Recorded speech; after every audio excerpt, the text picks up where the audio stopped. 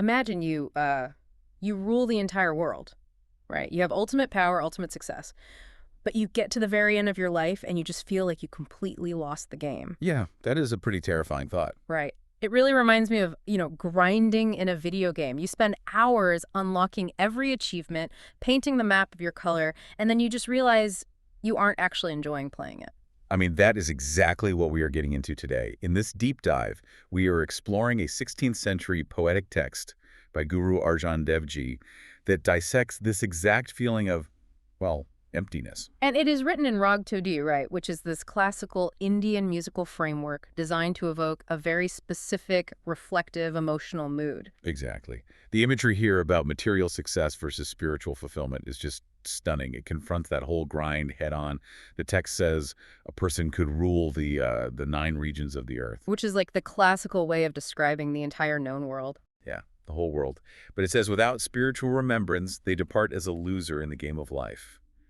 It is honestly a brilliant early description of what modern psychology calls hedonic adaptation. Oh, where you get the power, you conquer those 9 regions, but your baseline of happiness just kind of resets. Exactly. It resets and leaves you exactly as empty as you were before. And to describe that empty pursuit, the guru uses this really striking metaphor of a snake. Like, the text says living a long life without meditation is like a burning fire, or the existence of a snake. Yeah, think about the biology of a snake for a second. It can survive a really long time. It continually sheds its skin to renew itself. But it never actually leaves the dirt. Right. It stays low to the ground. So biological survival and accumulating years or, accumulating worldly power over those 9 regions, it is really just slithering through the grass if there's no spiritual elevation to go with it.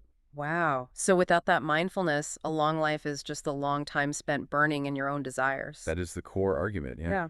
Okay, but wait, is the text saying that ambition itself is a trap? Or is it more about, I don't know, what anchors your mind when the fire of life inevitably gets hot? Well, it is a really fine line.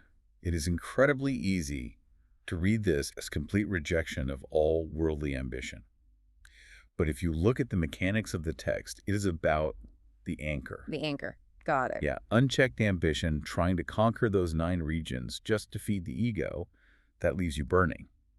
But the text immediately introduces the antidote to that fire, which is divine support. Right. The guru writes that whoever has this divine support cannot be deceived by the illusion of the world.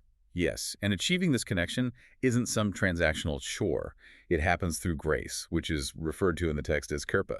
I actually like to think of Kirpa like catching a massive tailwind while you were out cycling. Oh, that is a really good way to put it. Yeah, because you still have to pedal through life, right? The daily work and the ambition are still there. But suddenly, this unseen force is carrying you forward and protecting you from the sheer exhaustion of the world. Exactly. That unseen force transforms a person entirely. It makes them so at peace that their birth is considered blessed. The poet, Nanak, even writes that he is a sacrifice to such a person. Wait, a sacrifice? That sounds pretty extreme. What does he actually mean by being a sacrifice to someone else? In this context, it is really an expression of profound reverence.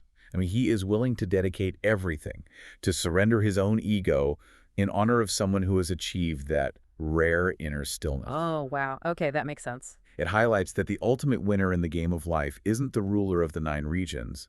It is the person who finds that peace through grace. Which really brings the 16th century wisdom right into your daily routine wherever you are listening to this deep dive. It really is. If the relentless pursuit of the 9 regions is ultimately just a distraction from inner peace, what is a modern equivalent of the 9 regions in your own life? Is it the big promotion? Or the perfect house. Right, or a massive social media following. So if you stopped trying to conquer those worldly ambitions today, what would your inner life actually look like in the silence? Just something to chew on. Are you actually enjoying the game, or are you just grinding for achievements on a map you don't even want to rule?